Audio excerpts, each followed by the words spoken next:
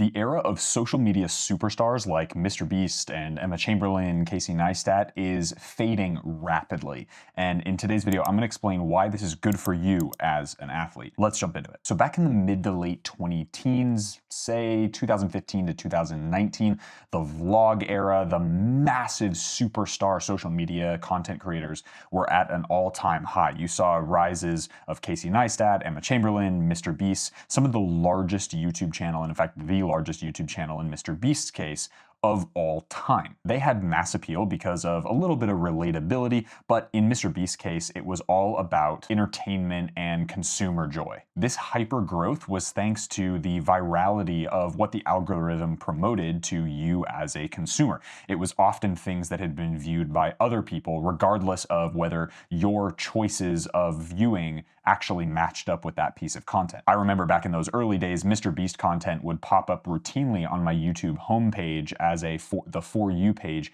even though I had zero interest in watching Mr. Beast videos. The reason it did was because the algorithm favored content that was applicable to the most people. However, the algorithm is now changing pretty dramatically. The TikTokification of algorithms across platforms is now promoting stuff that you are actually interested as opposed to mass appeal content. As well, with the rise in personal branding, people are starting to just relate more with personal brands that actually fit the type of niche that they are interested in. For instance, my personal brand channel, the Noah Kavanaugh YouTube channel, was built predominantly on my passion for football boots. It's now changed since then to sort of behind the scenes content, but in the beginning, it was an amazing amalgamation of interests of being a professional footballer, consumer interest that's non-sponsored, and of course, reviewing and testing these football boots. No other channel on the market could actually do that. The reason this is so interesting is because the other channels on the market are either non-pros or they're connected to a large shop, so they're technically sponsored and have to say good things about these boots.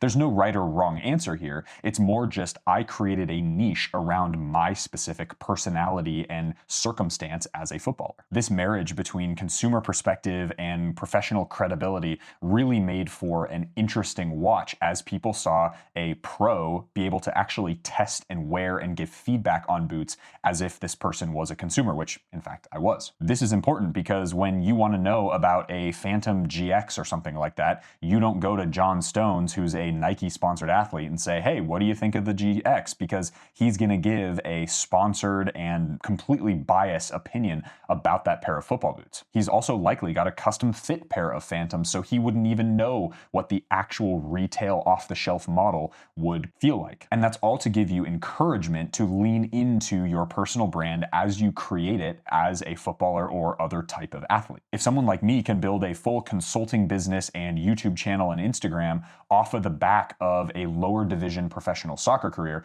imagine what you guys can do sharing your story and your unique intersection of different perspectives. And the question, once you've established who your ideal future self is and the type of content that you want to create, what is your unique perspective as an athlete? And what's the perspective that you can offer to the marketplace and to the world that other athletes in your same niche or channels in your same niche can't because of contracts or because of other companies that they're affiliated with? The cool part about this as well from an athletic perspective is that the big brands like Nike, Adidas, Puma, Umbro, Mitre, all these brands are actually noticing this trend, and they're paring down to micro influencers and nano influencers who have a super niche brand around a particular product or thing. In the grand scheme of football boot reviewers, I was technically number 3 on that list, but compared to the 2 people above me, I had a tiny channel, if you will, in terms of numbers. However, I got a lot of opportunity behind the scenes to work with prototype testing and built a whole consulting business off of it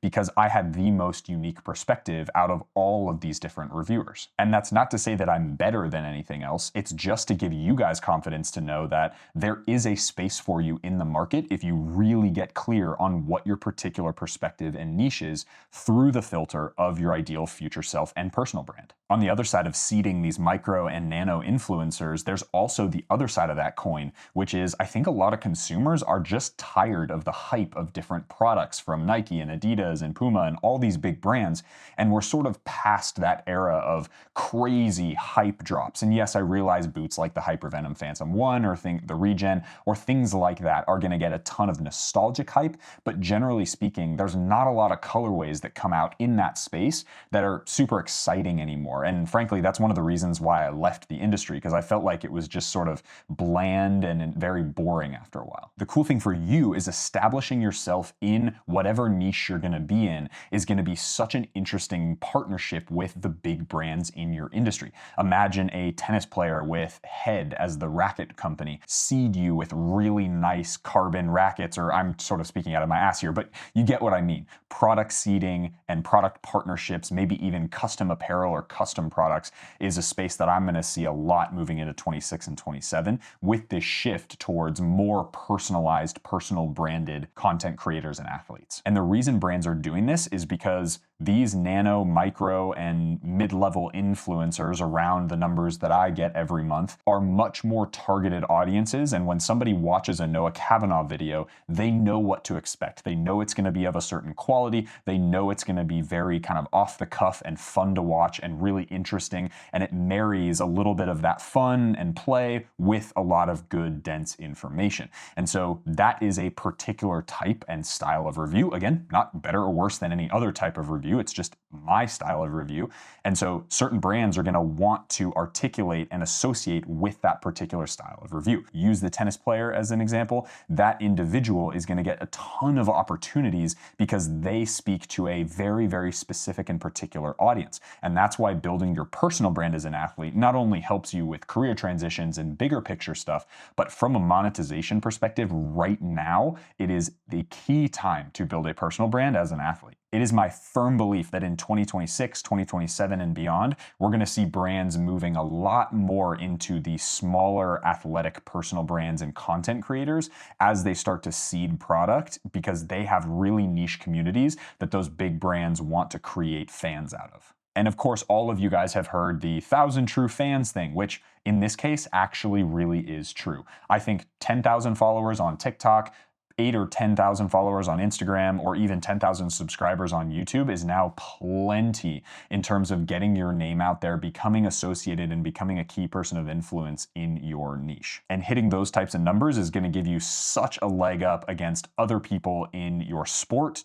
getting recruited because you have that brand and you have that brand equity, but you're also going to get monetization opportunities from outside sources like other brands and types of speaking gigs and things like that if you set it up properly. And this matters whether you're playing at the very, very top level and making millions a year, or you were like me playing in the lowest professional division in American soccer where I'm making not enough to survive, particularly with my wife. This is about leveraging that title of professional footballer, or even footballer if you're a youth, and showing and documenting the process of becoming the thing that you want to become.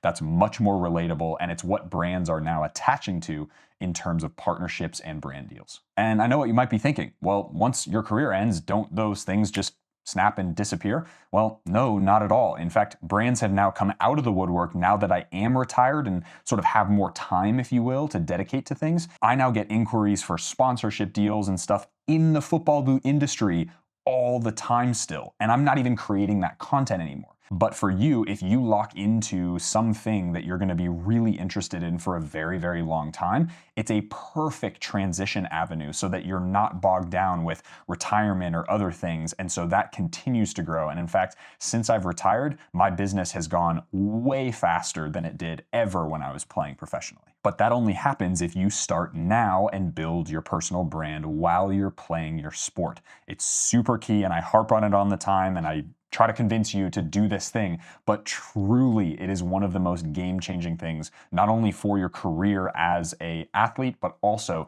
moving beyond the time when you hang the boots up, so to speak. And in an age where massive creators are becoming less important and brands aren't as focused on having 1 trillion followers and having billions of views every single month, this is your opportunity to capitalize on either the process of you becoming a thing or showing being the thing. So you can either not build a personal brand and continue on playing whatever sport you're playing, participating in your sport, and then retiring and feeling like your whole life falls apart because you don't have that identity, or you go and create a personal brand now while you're still participating in your sport and competing in your sport, and then have a life full of purpose, meaning, and mission. If you're interested in starting a personal brand, where I would start is the video about the ideal future self that I've created, as well as joining our free athleadership community over on School. I'll leave a link down below. Stay dangerous, y'all.